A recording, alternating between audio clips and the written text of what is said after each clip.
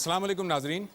23 مارچ 1940 وہ دن ہے جس میں آل انڈیا مسلم لیگ نے لاہور کے منٹو پارک میں اپنے سالانہ اجلاس میں قرارداد منظور کی.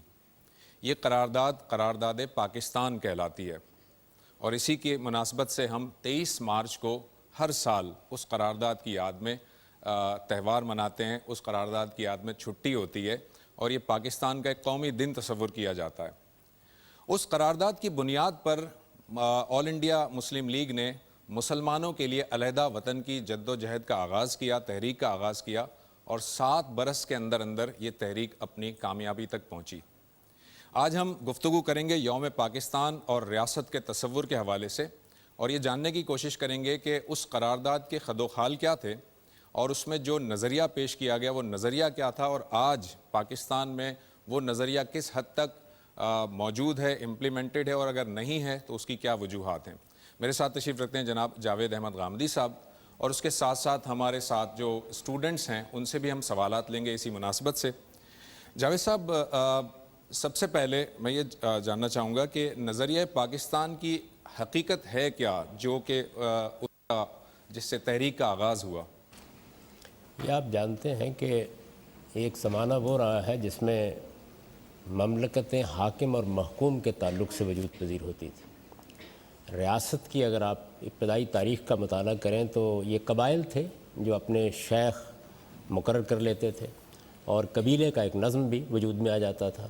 آپ کہہ سکتے ہیں کہ ایک چھوٹے سے علاقے میں ایک قدیم طرز کی ابتدائی ریاست قائم ہو جاتی تھی. یہی ریاستیں ہیں جنہوں نے آگے بڑھ کر پھر منظم ریاست کی طرف قدم بڑھایا اور اس سے امپائر وجود میں آئے.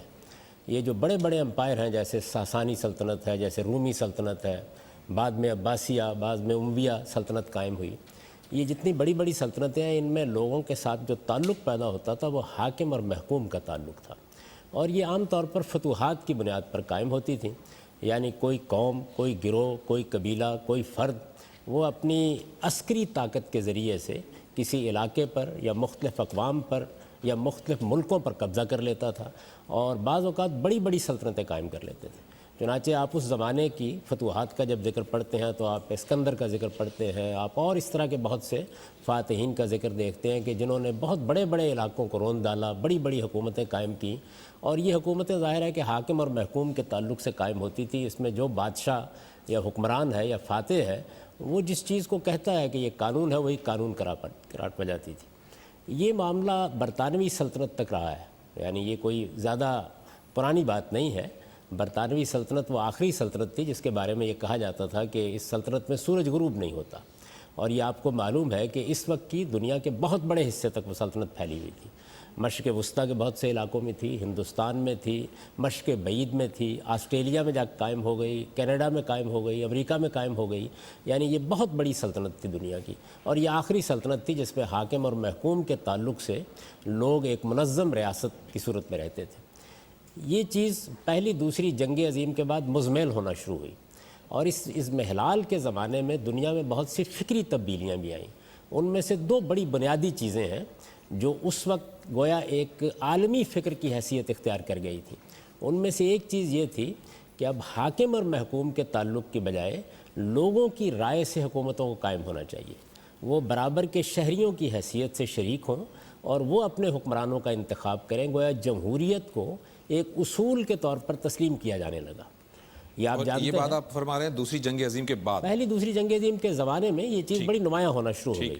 اس سے بہت پہلے ہی، یعنی جمہوریت کی تاریخ تو بہت پرانی ہے. آپ جانتے ہیں کہ یونان میں بھی ابتدائی جمہوریتیں موجود تھیں، لیکن اس زمانے میں آ کر حاکم اور محکوم کے تعلق کی بجائے اس تعلق نے زیادہ فروغ پانا شروع ہوا، اور اس کے ساتھ ہی قومی ریاست کا تصور بھی زیادہ مستحکم ہوا، اور یہ قومی ریاست بھی وطنیت کی بنیاد پر قائم ہونے لگی.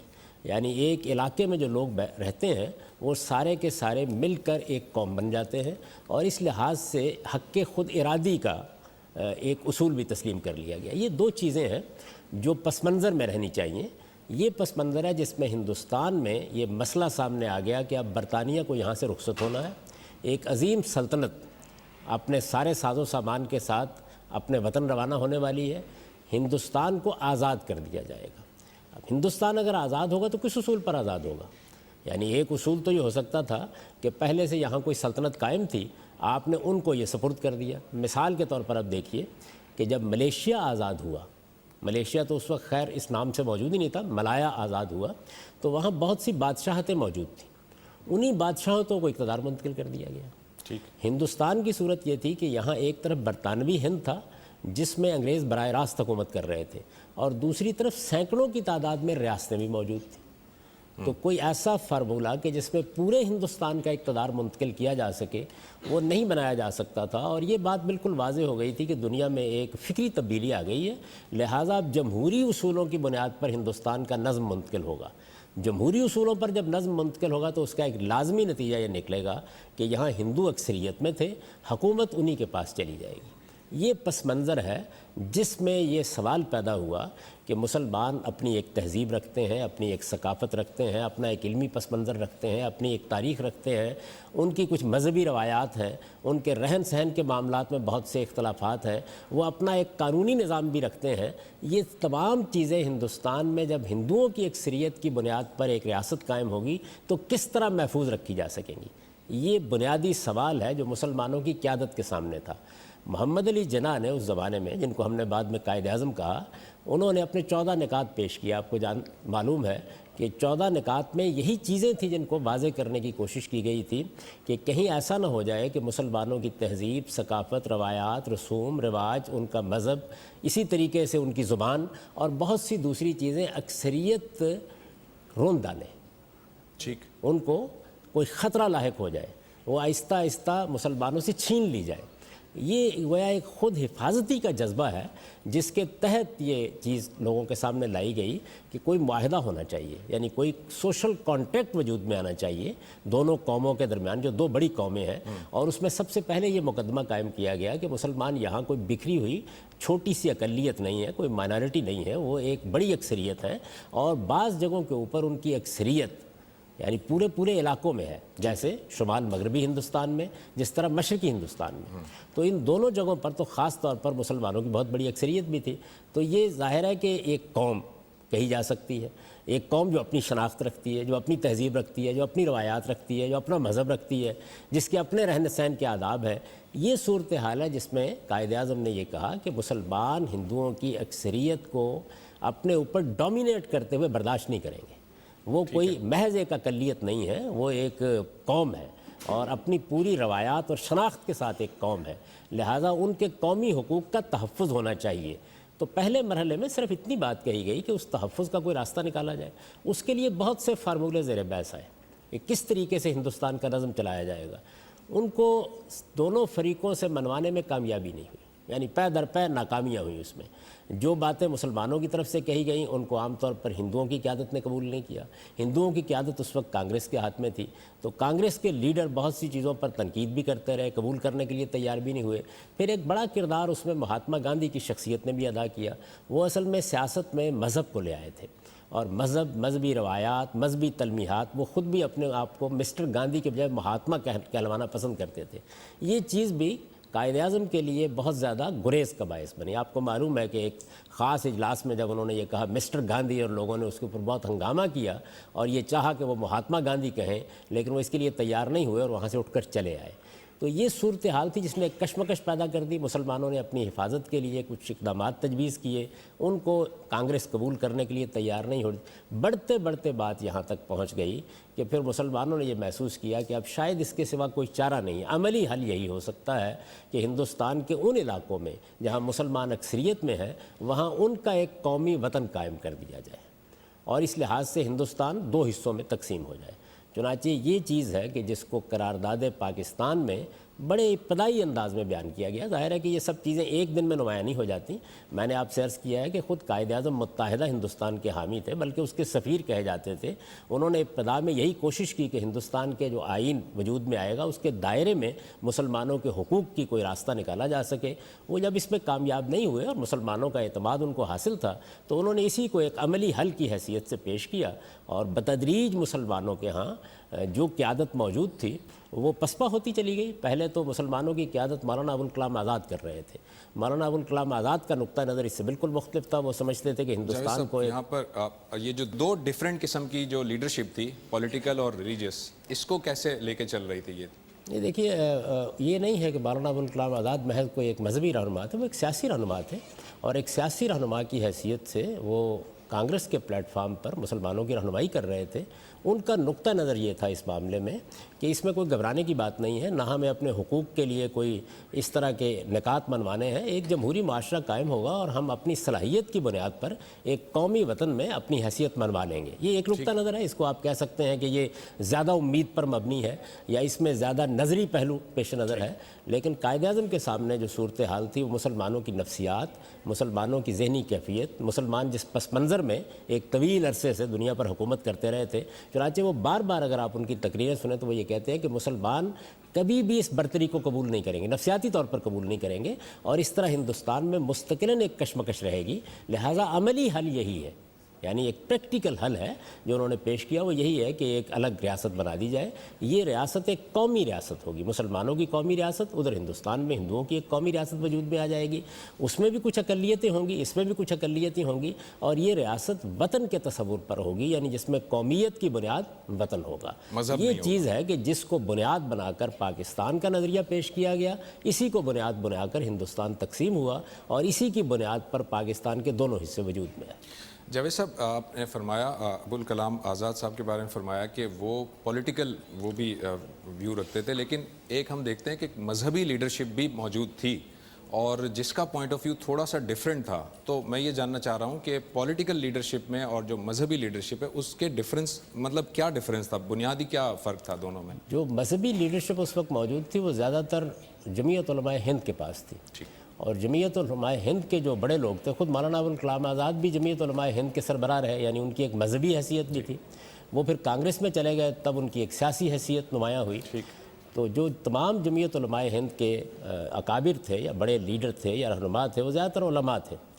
انہوں نے یہ فیصلہ کیا کہ اس میں مولانا ابوالکلام آزاد کا موقف ہی درست ہے، چنانچہ وہ زیادہ تر ان کے ساتھ تھے، لیکن ان کا ایک حصہ بعد میں پھر قائد اعظم محمد علی جناح کا ساتھ دینے کے لیے بھی تیار ہو گیا، جس میں مولانا شبیر احمد عثمانی بہت نمایاں ہوئے بعد میں۔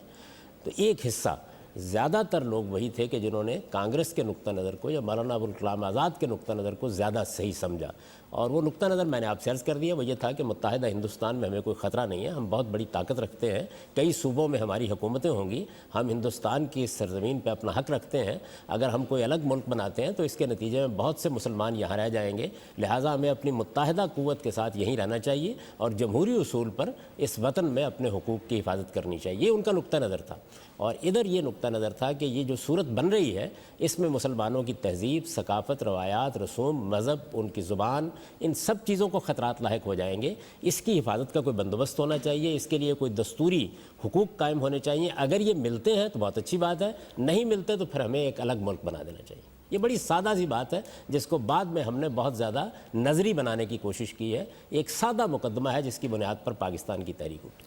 اچھا، تو یہ مسلمانوں، جب یہ جو تحریک، دو ڈیفرنٹ اوپینین آپ نے بتائے، اس کا مطلب مسلمانوں کی جو اکثریت تھی وہ قائد اعظم والے اوپینین کو سپورٹ کر رہی تھی، اور اسی وجہ سے وہ تحریک جو ہے کامیاب بھی ہوئی۔ یعنی بتدریج ایسا ہو گیا، یہ معلوم ہے کہ 1914 کے قریب جب الہلال اور البلاغ کا دورہ تھا، اس وقت مسلمانوں کی قیادت زیادہ تر مولانا ابوالکلام آزاد ہی کے ہاتھ میں تھی، اور مسلمان زیادہ تر انہی پہ اعتماد کرتے تھے۔ اس زمانے میں قائد اعظم بھی اس نقطہ نظر کے حامی نہیں تھے، وہ بھی بڑے کانگریسی کے بڑے لیڈروں میں شمار ہوتے تھے، اور بھی بہت سے مسلمان زعماء تھے جو اس زمانے میں یہی نقطہ نظر رکھتے تھے۔ سر سید نے ابتدا میں کچھ اس طرح کے خیالات کا اظہار کیا، پھر بعد میں مسلم لیگ بھی وجود میں آئی، تو مسلم لیگ کے سامنے بھی اس طرح کا کوئی مطالبہ ابتدا میں نہیں تھا، یہ تدریجی طور پر ہوا۔ جیسے کہ میں نے آپ سے عرض کیا کہ پہلے یہ کوشش کی گئی کہ مسلمانوں کے حقوق کا تحفظ متحدہ ہندوستان میں ہو جائے، یعنی پہلی چیز تو یہ ہے کہ حقوق کو خطرہ لاحق ہے، اس کا احساس پیدا ہونا شروع ہوا۔ دوسرے یہ کہ اس کے تحفظ کے لیے کچھ اقدامات تجویز کیے گئے۔ ظاہر ہے کہ جو اقدامات تجویز کیے جائیں گے ان کے لیے دستوری ضمانت ضروری ہوگی، اس کے لیے کوشش کی گئی، یہ کوشش کامیاب نہیں ہوئی۔ اس کوشش کی اپنی ایک تاریخ ہے، ظاہر ہے کہ ہم اس مختصر پروگرام میں وہ پوری تاریخ نہیں سنا سکتے، لیکن اس تاریخ کو اگر آپ پڑھیں تو یہ معلوم ہوتا ہے کہ بہت مخلصانہ طریقے پہ مسلمانوں کی قیادت نے، خود قائد اعظم محمد علی جناح نے بہت کوشش کی کہ کوئی ایسا فارمولہ بن جائے جس کے نتیجے میں متحدہ ہندوستان ہی میں رہتے ہوئے مسلمان اپنے حقوق کا تحفظ کر سکے۔ اس میں جب کامیابی نہیں ہوئی تو بتدریج ایسا ہوا کہ پاکستان کا مطالبہ سامنے آنا شروع ہو گیا۔ یہ تدریجی طور پر ہوا ہے، ایسا نہیں کہ پہلے ہی دن یہ چیز سامنے آ گئی تھی۔ آپ کے علم میں ہے کہ آخری زمانے میں آ کر بھی کیبنٹ مشن پلان، یعنی جس میں متحدہ ہندوستان میں ایک فارمولہ بنا دیا گیا تھا، اس کو قائد اعظم نے اور مسلم لیگ نے قبول کر لیا تھا، لیکن پنڈت جواہر لال نہرو کے ایک بیان کے نتیجے میں وہ سارا معاملہ ختم ہو گیا، اور پھر مسلم لیگ اپنے اسی مطالبے پر واپس آ گئی کہ نہیں، ایک الگ ملک بننا چاہیے۔ تو یہ ایک تدریجی عمل ہے، یہ ایسا نہیں کہ ایک دن میں ہو گیا تھا۔ اچھا جاوید صاحب، یہ آپ فرما رہے ہیں کہ قائد اعظم نے جو خالصتاً قومی اصول پر قومی جو ہے ریاستوں کا تصور دیا تھا، تو یہ مملکت پاکستان، اسلامی جمہوریہ پاکستان کا جو سفر ہے مملکت پاکستان سے اسلامی یہ کیسے ہوا، اور یہ کیا قائد اعظم کے تصور میں یہ بات نہیں تھی؟ قائد اعظم تو بڑی سادہ سی بات کہہ رہے تھے، اور وہ یہ ہے کہ چونکہ مسلمان متحدہ ہندوستان میں اپنے حقوق کی حفاظت کی کوئی شکل نہیں نکال پائے، اس وجہ سے ایک قومی ریاست پاکستان کے نام سے وجود میں آنی چاہیے۔ وہ یہ نہیں کہہ رہے تھے کہ مسلمان اس کے کوئی مالک ہو جائیں گے۔ یہاں ہندو بھی تھے، یعنی مشرقی پاکستان میں تو ان کی بہت بڑی تعداد تھی، یہاں بدھ بھی تھے، یہاں مسیحی بھی تھے، یہ سب مل کر اپنی ایک قومی ریاست بنائیں گے، اور ہم جو حقوق چاہتے ہیں کہ ہمیں ہندوستان میں ملے، ہم وہ حقوق ان کو یہاں دیں گے، اور اس طریقے سے وطن کی بنیاد پر ایک قومیت وجود میں آئے گی۔ یہ ایک جمہوری ریاست ہوگی، جمہوری اصولوں پر اس کا نظم چلایا جائے گا۔ اور اس میں جب لوگ ان سے یہ پوچھتے تھے کہ کیا یہاں قرآن و سنت کے قانون کے مطابق معاملات نہیں چلیں گے، تو وہ یہ کہتے تھے کہ مسلمانوں کی اکثریت ہے، پارلیمنٹ میں وہی ہوں گے، اس لیے یہ سوال شرارت پر مبنی ہے۔ مسلمان جہاں اکثریت میں ہے، پارلیمنٹ میں اکثریت میں ہے، تو وہ قرآن کو خدا کی کتاب مانتے ہیں، پیغمبر کی سنت کے ماننے والے ہیں، اس لیے اس کا لازمی نتیجہ یہی نکلے گا کہ یہاں پر جو قانون سازی ہوگی وہ اللہ کے دین کے اصولوں کے مطابق ہوگی۔ جگہ جگہ انہوں نے اس کا جواب دیا ہے، ان کا تصور بالکل واضح تھا۔ دیکھیے، جہاں بھی آپ کوئی حکومت قائم کرتے ہیں تو ایک چیز ہے ریاست۔ ریاست تو آپ جانتے ہیں کہ حکومت سے ایک مختلف چیز ہوتی ہے، یعنی ریاست کے بارے میں یہ بحث ہو سکتی ہے کہ وہ کس بنیاد پر قائم ہوئی ہے۔ پاکستان کی ریاست کس اصول پر قائم ہوئی؟ میں یہ کہتا ہوں کہ وطنی قومیت کی بنیاد پر قائم ہوئی ہے، جس طرح کہ دنیا میں جدید قومی ریاستیں اب قائم ہو رہی ہیں، اسی اصول پر قائد اعظم نے اس کا مطالبہ کیا۔ اس میں حکومت کون کرے گا؟ ظاہر ہے حکومت وہ لوگ کریں گے جن کی اکثریت ہوگی۔ تو یہاں اکثریت چونکہ مسلمانوں کی تھی، اس وجہ سے قائد اعظم نے ہمیشہ یہی کہا کہ یہاں مسلمان اکثریت میں ہیں، اور مسلمانوں کے پاس اللہ کی کتاب موجود ہے، ان کے پاس اپنا ایک قانون موجود ہے، اس کا ظہور ہو جائے گا، اور یہ بالکل جمہوری طریقے سے ہوگا۔ اس کے لیے آپ کو کوئی دستوری تحفظات کی ضرورت نہیں۔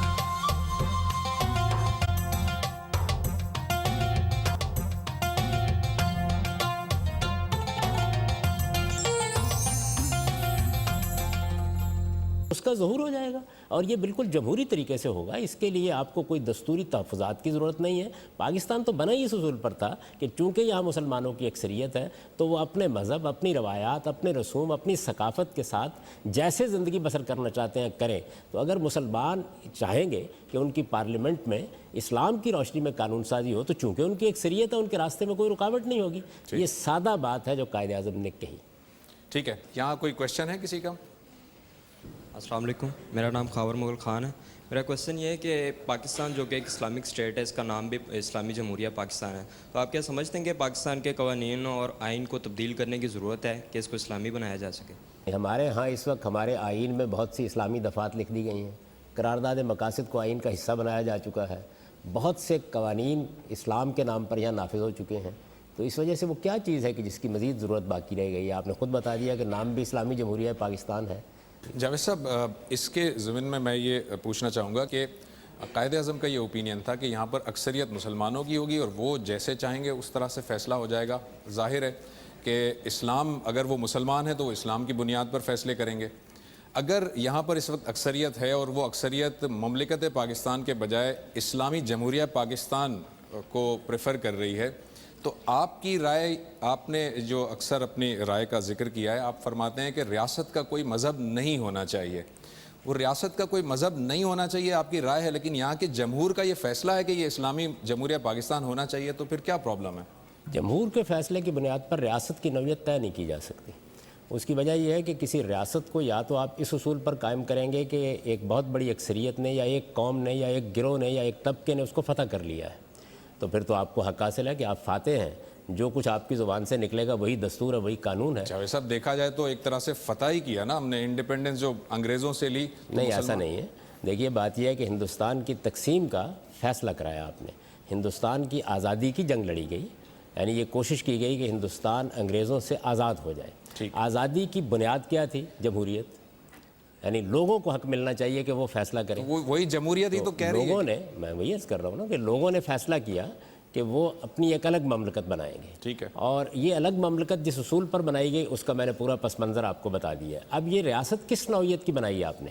کس طرح کی ریاست بنائی؟ کیا آپ نے یہ ریاست اس اصول پر بنائی کہ یہ اب مسلمانوں کی ملکیت ہو گئی ہے اور ادھر ہندوستان ہندوؤں کی ملکیت ہو گیا ہے؟ نہیں، وہ بھی ایک وطنی قومیت کی بنیاد پر بننے والی ریاست ہے، یہ بھی ایک وطنی قومیت کی بنیاد پر بننے والی ریاست ہے. دونوں ریاستوں میں مختلف مذاہب کے لوگ ہیں. وہاں ہندو بھی ہیں، وہاں مسلمان بھی ہیں، وہاں بدھ بھی ہے. اس وقت مسلمان وہاں 20 کروڑ سے زیادہ ہیں. اگر آپ غور کریں تو بہت بڑی تعداد ہے. 20 کروڑ کوئی معمولی تعداد نہیں ہوتی. اس وجہ سے یہ اس اصول پر نہیں بنی کہ اس حصے کو ہندوؤں نے فتح کر لیا ہے اور اس فتح کے نتیجے میں اب ان کو حق حاصل ہے کہ وہ وہاں پر ایک ہندو ریاست قائم کر دیں. اسی طرح یہ اس اصول پر نہیں بنائی گئی کہ اس کو مسلمانوں نے فتح کر لیا ہے. قومی ریاستیں بنائی گئیں. قومی ریاستوں میں حکومت کون کرے گا؟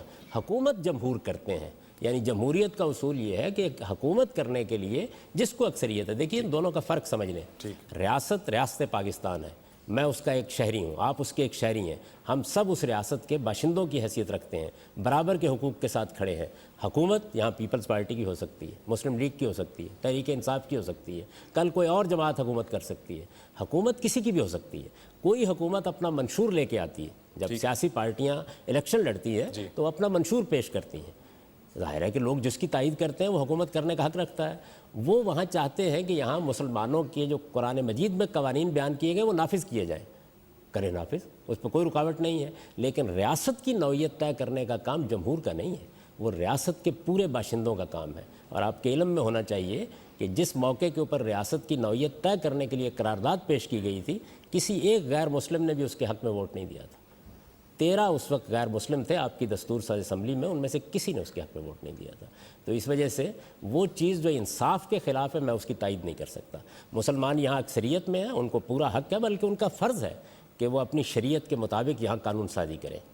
ظاہر ہے کہ اس معاملے میں دو رائے نہیں ہو سکتی. میں نے تو اس پر بہت کام کیا ہے، لوگوں کو بتایا ہے کہ شریعت کیا ہے، اس شریعت کے آداب و حدود کیا ہے، وہ ریاست سے کہاں متعلق ہوتی ہے، ریاست سے متعلق اس کے احکام کیا ہیں، ان کی ایک پوری فہرست مرتب کر کے بتا دی ہے. یہ ضرور ان کو کرنا چاہیے، لیکن ریاست کی نوعیت طے کرنا اس کا حق ان کو حاصل نہیں ہے. یہ ریاست کی نوعیت یہ ہے کہ یہ وطن کی بنیاد پر قائم ہونے والی ریاست ہے. ہم سب پاکستانی ہیں، تو پاکستان ایک قومی اور وطنی ریاست کی بنیاد پر ہمیشہ رہے گا اور موجود ہے. اس کے اندر حکومت کرنے کا حق جمہور کو ہے، اکثریت. یعنی یہ اصول مان لیا گیا ہے اور جمہور جس قانون کو نافذ کرنا چاہتے ہیں وہ نافذ کریں. اس کے اوپر تنقید ہوگی، کوئی غلطی ہوگی، کل جمہور کی اکثریت اس کو تبدیل کر سکتی ہے. ریاست کی نوعیت طے کرنے کا حق ان کو حاصل نہیں. ریاست کی نوعیت کا تعین کرنے کا حق کسی کو نہیں ہے، ہر باشندے کو ہے. آپ نے یہ فرمایا تھا، تو آپ ہی کے فارمولے کو لے کے چلتے ہیں. آپ یہ فرماتے ہیں کہ جو ہر باشندہ ہے وہ اس کا نمائندہ موجود ہے، اور یہ ایک پارلیمنٹری سسٹم ہے، جمہوری سسٹم ہے.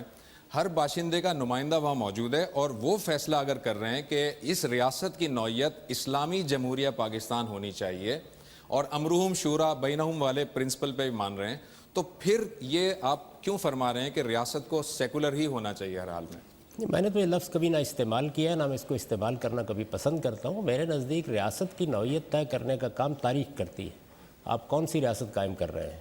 میں نے گزارش کیا کہ اگر آپ فتوحات کی ریاست قائم کر رہے ہیں، اس کی بنیاد پر آپ نے ریاست قائم کیا، جیسے برطانوی سلطنت تھی، تو وہاں تو ظاہر ہے کہ بادشاہ سلامت طے کریں گے کون سی ریاست ہونی چاہیے، کون سی نہیں ہونی چاہیے. اس کا بھی یہ مطلب نہیں ہے کہ فتوحات کی بنیاد پر ریاستیں قائم ہونی چاہیے یا میں اس کی تائید کروں گا. یہ ایک تاریخی عمل ہے. آپ یہ بتائیے نا مجھے کہ آپ کی قومیت کیا ہے، پاکستانی ہے یا مسلمان ہے؟ آپ جب اپنے پاسپورٹ پر لکھتے ہیں تو پاکستانی لکھتے ہیں نا. ایک ہندو بھی یہی لکھتا ہے، ایک بدھ بھی یہی لکھتا ہے، ایک سکھ بھی یہی لکھتا ہے، ایک مسیحی بھی یہی لکھتا ہے. تو اس کا مطلب ہے کہ آپ نے وطنی قومیت کی بنیاد پر ایک ریاست قائم کی ہے. وطنی قومیت کی بنیاد پر جو ریاست قائم کی گئی ہے وہ پاکستان ہے.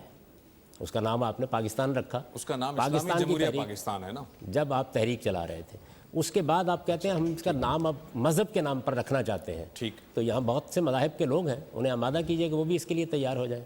انہوں نے اس کے خلاف ووٹ دیا. قرارداد مقاصد کے حق میں کسی ایک غیر مسلم کا ووٹ بھی نہیں آیا. اس لیے دستوری معاملات، یعنی جب آپ ایک قوم کا دستور بنا رہے ہوتے ہیں، جب قوم کی نوعیت طے کر رہے ہوتے ہیں، یہ محض اکثریت کی بنیاد پر نہیں ہو سکتے. اکثریت کی بنیاد پر آپ کو حق حکومت حاصل ہے، اور حق حکومت کا حاصل ہے تو ظاہر ہے کہ آپ کو قانون سازی کا حق ہے. آپ قانون بنائیں. آپ کو مسلمان کی حیثیت سے اپنی شریعت پر عمل کرنا چاہیے، اسی کی ہم سب دعوت دیتے ہیں. یعنی ایک فرد کی حیثیت سے مجھے اللہ کا حکم ہے کہ مجھے نماز پڑھنی ہے، مجھے روزہ رکھنا ہے، مجھے حج کرنا ہے. اسی طرح جب میں مسلمانوں کا حکمران ہوں تو اس حیثیت سے بھی اللہ نے مجھے کچھ احکام دیے ہیں، مجھے ان کی پیروی کرنی ہے. یہ مجھے حق حاصل ہے. اس کی وجہ یہ ہے کہ اکثریت کو حکومت کرنے کا حق حاصل ہے. اکثریت کی بنیاد پر، جمہور کی بنیاد پر حق حکومت حاصل ہوتا ہے. ریاست کی نوعیت طے کرنے کا حق ہرگز حاصل نہیں ہو سکتا. ٹھیک، ایک یہاں سے کویشچن لیتے ہیں. السلام علیکم، میرا نام سید معظم الدین ہے. میرا سوال ہے کہ کیا کسی معاشرے کو اسلامی کرنے کے لیے اسے مکمل طور پر تبدیل کرنا ہوگا یا کچھ چیزوں کو اپنا کر کافی ہے اس کے لیے اپنانا اس کے لیے؟ کسی معاشرے کو اسلامی کرنے کا کیا مطلب ہے؟ یعنی لوگ مسلمان ہوتے ہیں. میں جب مسلمان ہو جاتا ہوں تو میں گویا یہ بات مان لیتا ہوں کہ میرا ایک پروردگار ہے، محمد الرسول اللہ صلی اللہ علیہ وسلم کے ذریعے سے مجھے اللہ کی ہدایت مل گئی ہے، مجھے اس پر عمل کرنا ہے. ظاہر ہے کسی علاقے کے اندر اگر بہت بڑی اکثریت ان لوگوں کی ہے جو ان حقائق کو مانتے ہیں، یہ مانتے ہیں کہ اس کائنات کا ایک مالک ہے، ایک دن ہمیں اس کے سامنے جواب دہ ہونا ہے اور ہمیں یہ ہدایت محمد الرسول اللہ کے ذریعے سے ملی ہے، تو اس کا ظہور ان کی انفرادی زندگی میں بھی ہوگا، ان کی اجتماعی زندگی میں بھی ہوگا. اس کے لیے اگر کوئی آدمی یہ چاہتا ہے کہ یہ ظہور بہتر طریقے پر ہو تو اس کا طریقہ خود قرآن مجید نے بتا دیا ہے. وہ یہ ہے کہ ہر شخص دوسرے کو نصیحت کر سکتا ہے. ماں باپ کو چاہیے وہ اپنے بچوں کی تربیت کرے، خاندان کو چاہیے کہ وہ اہل خاندان کی تربیت کرے، سوسائٹی میں بحیثیت مجموعی تعلیم کا نظام بہت اچھا ہونا چاہیے. اسی طریقے سے مسجد کا ایک ممبر قائم کیا گیا ہے، اس میں حکومت سے بھی کہا گیا ہے کہ حکمران وہاں آئیں اور وہ معاشرے کے اندر جو تبدیلی لانا چاہتے ہیں اس کے لیے لوگوں کو نصیحت کریں، تلقین کریں. تو یہی طریقہ ہے جو آپ اختیار کریں گے. اس کے نتیجے میں یہ لوگوں کو فیصلہ کرنا ہے کہ وہ آپ کی کتنی بات مانتے ہیں اور کتنی نہیں مانتے. کچھ زیادہ مانیں گے، کچھ کم مانیں گے. یہی چیز ہمیشہ سے ہوتی چلی آ رہی ہے. تو آپ مسلمانوں کے معاشرے میں جب کام کر رہے ہوتے ہیں تو وہاں فرد کو مخاطب کیا جاتا ہے. وہ اپنے آپ کو تبدیل کرے، وہ اپنے آپ کو بہتر بنائے، وہ اپنے مذہب کے تقاضوں کو پورا کرے، اپنی روایات کو اپنے پیش نظر رکھے. اس کے اندر جو اقدار ہیں، ویلیوز ہیں، ان کو توانا کرنے کا کام یہ ہے در حقیقت جو کرنا ہے. علماء کی بھی ذمہ داری یہی ہے اور باقی لوگوں کی بھی ذمہ داری یہی ہے. اس کا نتیجہ کیا نکلے گا؟ اس کا نتیجہ لوگوں کی ایکسیپٹنس کے لحاظ سے نکلے گا. یعنی وہ کتنا کسی چیز کو قبول کرتے ہیں. اس میں مجھے یا آپ کو یہ حق نہیں ہے کہ ہم بزور یا قانون کی طاقت سے کسی چیز کو ان پر ٹھونس دیں. یعنی لوگوں کو بتانا ہے، تعلیم دینی ہے، ایجوکیٹ کرنا ہے اور لوگوں کو فیصلہ کرنا ہے کہ وہ کتنی بات کو قبول کرتے ہیں، کتنی بات کو قبول نہیں کرتے. ٹھیک ہے جی، آپ کا سوال ہے. السلام علیکم سر، میرا نام سید علی حیدر ہے. سر جب سے پاکستان مارز وجود میں آیا ہے سر، یہ ایک اچھی قیادت سے محروم رہا ہے. سر سوال میرا یہ ہے کہ اچھی قیادت سے محروم قوم کی اکثریت اپنے صحیح فیصلے کیسے کر سکتی ہے؟ پاکستان اچھی قیادت سے محروم نہیں ہے، پاکستان اچھی قوم سے محروم ہے. اصل میں ہم اوپر دیکھتے ہیں، ہمیں اپنے گریبانوں میں جھانک کے دیکھنا چاہیے. ہم میں سے کتنے ہیں کہ جو ملاوٹ نہیں کرتے، جھوٹ نہیں بولتے، دھوکہ نہیں دیتے، کاروبار میں اسلامی حدود کا خیال رکھتے ہیں، اللہ تعالیٰ کے سامنے اپنے آپ کو جواب دہ سمجھتے ہیں، اپنا وقت ٹھیک طریقے سے صرف کرتے ہیں، اپنی ذمہ داریوں کو پورا کرتے ہیں، اپنے مذہب کو سیکھنے کے لیے کچھ وقت نکالتے ہیں. کتنے لوگ ہیں؟ تو قومی حیثیت سے ہم گراوٹ میں ہیں. جب قومی لحاظ سے پستی میں کوئی قوم گر جاتی ہے تو قیادت بھی ویسی ہی ہوتی ہے. تو اس وجہ سے مسئلہ یہ نہیں ہے کہ قیادت اچھی میسر نہیں آئی آپ کو. صورتحال یہ ہے کہ ہم نے اپنی قوم کو اچھا بنانے کی کوشش نہیں کی. آپ قوم پر محنت کریں. جس وقت قوم اچھی ہوگی، اچھا معاشرہ وجود میں آئے گا. ریاست اور حکومت اسی کا ظہور ہوتا ہے، وہ اوپر سے نہیں لائی جا سکتی. انسان کو اعلیٰ انسان بنانے کا کوئی دوسرا طریقہ ابھی تک ایجاد نہیں ہو سکا. انسان جبلتوں کا پابند نہیں ہے، جانوروں کی طرح یہ نہیں ہے کچھ انسٹنکٹس ہیں جن کی وہ پیروی کرتا ہے. انسان اپنے آپ کو خام جگہ سے شروع کرتا ہے، اپنی تربیت کرتا ہے، اپنی تعلیم کا بندوبست کرتا ہے، اپنی تہذیب کرتا ہے، یا جس کو مذہبی اصطلاح میں کہتے ہیں اپنا تزکیہ کرتا ہے، اپنے آپ کو پیوریفائی کرتا ہے، بہتر سے بہتر ہوتا چلا جاتا ہے. تو ایجوکیشن ہماری ساری توجہات کا مرکز یہ ہونا چاہیے کہ ہم اپنی قوم کو تعلیم دے کے مہذب قوم بنائیں، اس کو زندگی کے آداب سکھائیں، اس کو بتائیں کہ اس کو ووٹ کیسے دینا ہے، رائے کیسے دینی ہے، اختلاف کیسے کرنا ہے، مل جل کر کیسے رہنا ہے، اعلیٰ اخلاق کے مطابق زندگی کیسے بسر کرنی ہے، گھریلو معاملات میں خدا کے حدود کا کیسے پاس کرنا ہے، اپنی معیشت میں، معاشرت میں ان کا کیسے پاس رکھنا ہے. جتنا زیادہ لوگوں کی تربیت آپ کریں گے اس کا ظہور اصل میں ریاست میں ہوتا ہے. یہ ترتیب ہی بالکل غلط لوگوں نے ذہن میں قائم کر لی ہے کہ آسمان سے کوئی مسیحا آئے گا اور وہ آ کر ہم سب کو ٹھیک کر دے گا. نہیں، ہم سب کو اپنی ذمہ داری ادا کرنی ہے کہ ہم اپنی قوم کو پہلے اپنے آپ کو ایجوکیٹ کریں، پھر اپنی قوم کو ایجوکیٹ کریں. آپ ذرا ایک سروے کر کے دیکھیے کتنے لوگ ہیں کہ جنہوں نے باقاعدہ طریقے سے اپنے دین ہی کو جاننے کے لیے کبھی وقت نکالا ہے. کتنے لوگ ہیں؟ تو اس وجہ سے ہمیں دوش اپنے آپ کو دینا چاہیے قیادت کہیں آسمان سے نہیں آتی، قیادت قوم سے پیدا ہوتی ہے، جیسی قوم ہوگی ویسی قیادت ہوگی۔ موجودہ زمانے میں آپ جمہوری اصول پر نظم چلا رہے ہیں۔ السلام علیکم، میرا نام حفصہ خالد ہے۔ سر، پاکستان اسلامی جمہوریہ ہے، جبکہ سعودی عرب اور دیگر عرب ممالک میں جمہوریت نہیں ہے، تو پھر ان کا نظام ہم سے بہتر کیوں ہے؟ یہ فیصلہ تو کرنا بڑا مشکل ہے کس کا نظام بہتر ہے۔ اس کی وجہ یہ ہے کہ جمہوریت اصل میں اس اصول کو ماننے کا نام ہے کہ لوگوں کو حکومت کرنی ہے، لوگوں کو حکومت کا فیصلہ کرنا ہے، لوگوں کو منتخب کر کے اپنے حکمرانوں کا تقرر کرنا ہے، لوگوں کی مرضی سے وہ ذمہ داری سنبھالیں گے، لوگوں کی مرضی ان کو حاصل نہیں رہے گی تو یہ ذمہ داری بھی ان کے پاس نہیں رہے گی۔ اس کا دوسرا پہلو یہ ہے کہ لوگ آزاد ہوں گے، وہ اپنی رائے دینے میں آزاد ہوں گے، نقطہ نظر بیان کرنے میں آزاد ہوں گے۔ تو جن مملکتوں کا آپ ذکر کر رہی ہیں ان کے اندر تو آپ سانس بھی نہیں لے سکتے، تو اس وجہ سے خدا کا شکر کرنا چاہیے۔ ہم تو اپنے اس ملک میں بیٹھ کر تنقید کر سکتے ہیں، رائے دے سکتے ہیں، اپنا نقطہ نظر بیان کر سکتے ہیں۔ بحیثیت مجموعی پاکستان سے بہتر ملک آپ کو دنیا کے کسی خطے میں اور نظر نہیں آئے گا۔ جتنی آزادی اور حریت یہاں رہی ہے، جیسے مواقع ہم کو میسر ہے اپنی بات کہنے کے، یہ کہیں بھی میسر نہیں ہے۔ جاوید صاحب، ایک بنیادی سوال ابھی آپ نے فرمایا کہ لوگوں کے رائے سے جو ہے وہ کیا کہتے ہیں حکمران منتخب ہوں گے۔ ایک بنیادی سوال جو آپ کے پوائنٹ آف ویو سے کیا جاتا ہے وہ یہ کہ آپ جمہوریت کے قائل ہیں، اور یہ کہا جاتا ہے کہ جی اسلام ہمیں جمہوریت کا تصور نہیں دیتا بلکہ وہ تو خلافت کا تصور دیتا ہے۔ اسلام میں تو یہ بات سب سے پہلے کہی گئی، یعنی موجودہ جو تاریخ ہے دنیا کی، اس میں اگر آپ دیکھیں تو سب سے پہلے قرآن نے یہ اعلان کیا کہ مسلمانوں کا نظم جمہوری اصولوں پر قائم ہوگا۔ امرہم شورا بینہم، یعنی اس سوال کا قرآن مجید نے واضح اور قطعی جواب دے دیا کہ مسلمانوں کے ہاں حکومت امرہم شورا بینہم کے اصول پر آئے گی، یعنی لوگوں کی رائے سے، لوگوں کے مشورے سے حکمران آئیں گے، انہی کے مشورے اور ان کی رائے کی بنیاد پر حکومت قائم رکھیں گے، اس سے محروم ہو کر رخصت ہو جائیں گے۔ تو یہ تو قرآن مجید کا بیان کردہ اصول ہے، اور قرآن مجید کے اس اصول پر رسالت مآب صلی اللہ علیہ وسلم نے عمل کیا، اسی کے مطابق خلفائے راشدین کی حکومتیں قائم ہوئیں۔ اسلام میں جو بات کہی ہے وہ یہ بات کہی ہے کہ امرہم شورا بینہم، مسلمانوں کا نظم اجتماعی ان کی رائے اور ان کے مشورے کی بنیاد پر قائم ہوگا، یہی جمہوریت ہے۔ ہمارے جو خلیفہ منتخب ہوئے تھے وہ بھی پورے جمہور کی رائے سے منتخب ہوئے تھے۔ جی یقیناً، ظاہر بات ہے کہ جمہور کی رائے کیسے لینی ہے اس کے لیے قبائلی معاشرت میں اور طریقہ اختیار کیا جائے گا، آج کے زمانے میں اور طریقہ اختیار کیا جائے گا، ہو سکتا ہے 200 سال بعد بالکل مختلف طریقہ اختیار کیا جائے۔ اس زمانے کے تمدن میں اس کا کوئی امکان نہیں تھا کہ آپ لوگوں کو اس طرح ووٹ ڈالنے کے لیے کہیں۔